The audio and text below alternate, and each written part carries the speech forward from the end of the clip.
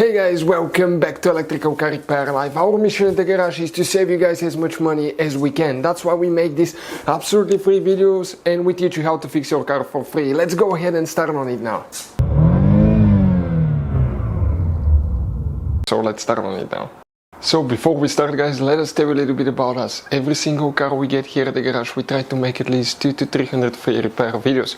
We take them completely apart, we show you how to fix transmissions, engines, bodywork, electrical components, fuses, relays. Why we do all that guys? Because our mission at the shop is to save you as much money as we can. All we need in return, please subscribe to the channel, like the video, that way we can keep making these free videos. We have guys more than 15,000 free repair videos on our YouTube channels that can practically guys save you thousands of dollars in future repairs. And if you need to buy parts, tools at a good price, quick shipping, we'll put the links in the description of the video below for your convenience. Hey guys, so now what can cause transmission not to shift? Multiple things, but the first thing you want to check is some major fuses, relays for the transmission control module. Then we'll explain of course what else we see quite often in the garage that could be easy fix as well guys.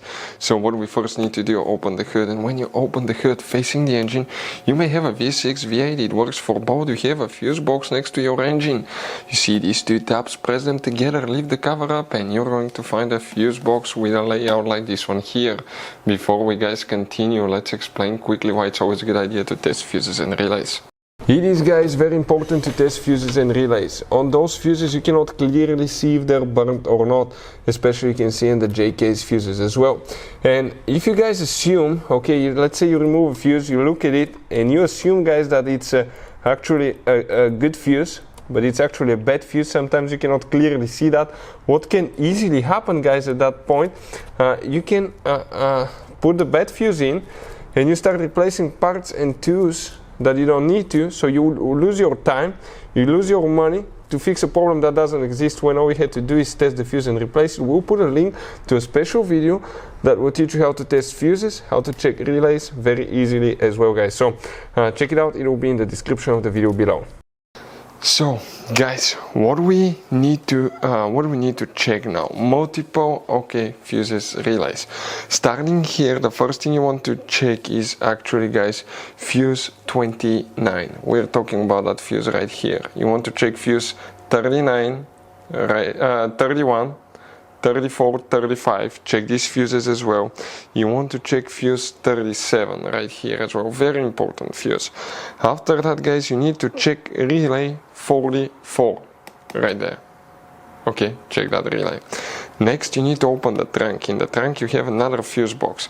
Lift up the carpet liner, underneath you have the spare tire, that's the car battery. Behind it you have a fuse box here, that's a closer look. Press the tabs together, pull the cover up, and you have that layout here.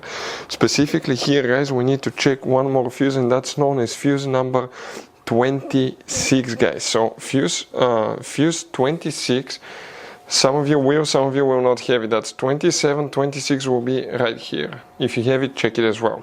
Now, if you have problems with the transmission, other things that we see quite often guys, come, I'll show you something this way. We're gonna get the light for the camera, and I want to show you something on the brake paddle.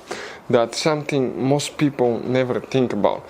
In order to shift the transmission shifter, you know how you have to press the brake paddle, then you need to apply the button here and shift it, right?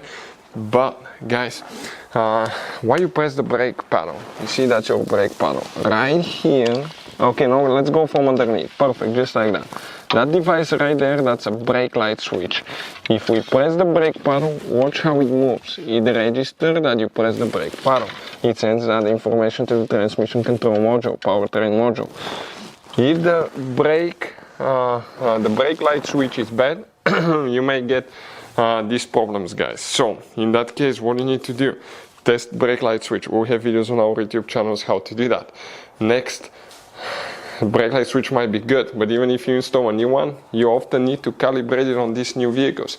If you want to see how to calibrate brake light switch, we'll have videos on our YouTube channels. Next guys, if the brake light switch is good, you tested it, everything's fine, what else can cause that? Now you want to inspect and make sure you don't have traction control, stability control, ABS lights on. If you do, check fuses and relays for the ABS module. We will have the video on the channel.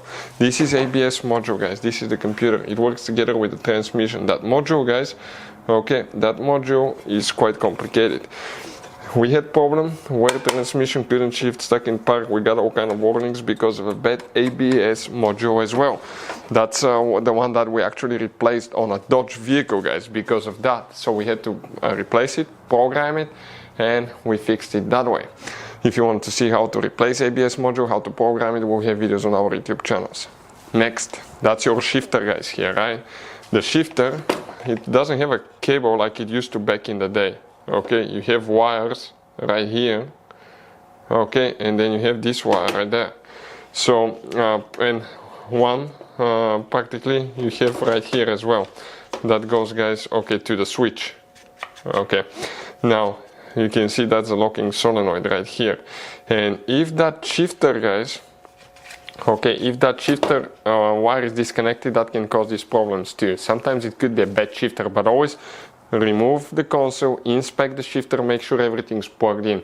We had a case where a wire came loose, we got a message, service shifter, transmission problems, it was stuck, we couldn't shift it because of that.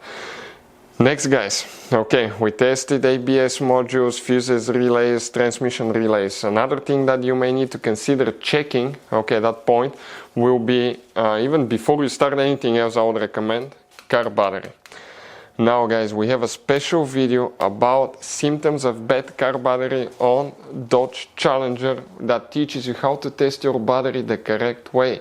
If you do it the wrong way, you may think you have a good battery, the engine computer may think you have a good battery, but unstable voltage can cause transmission to be chaotic, and we've seen people replacing transmissions when all they had to do is test the battery the correct way, replace it, and that fixed the problem. Believe it or not, we've seen people spending $5,000 to $10,000 on new transmissions.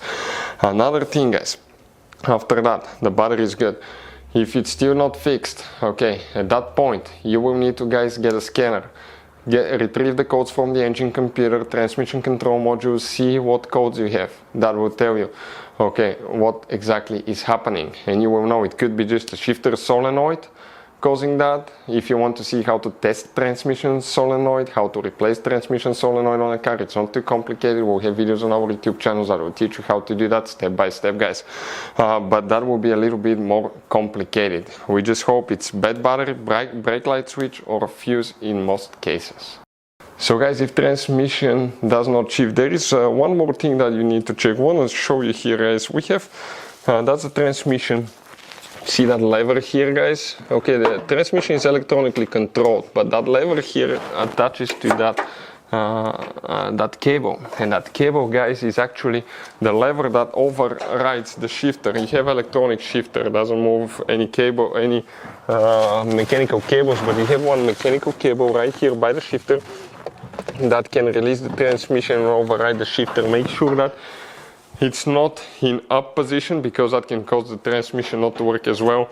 If the vehicle was repaired or anything like that, sometimes, okay, if it's towed, put on a truck or anything like that, trailer, people will try to override the transmission shifter, bend the plate, and that cable can be loose, and that can cause the transmission not to shift too, guys. But always start with the car battery, because it could be simple fix. In those new vehicles, they require quite a bit of power. They have up to 40-50 modules, especially German vehicles, but this one as well, and they communicate with each other. When they don't have stable power voltage, what happens?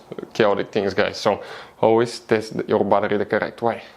So, guys, this Dodge Challenger has all kinds of different fuses and relays. Those could be really hard to find if you're in the middle of nowhere. We'll, guys, put a link in the description of the video below where you can get some spare ones, put in the glove box, because one time we needed a spare, we couldn't find one, and we were stuck in the middle of nowhere because of that, guys.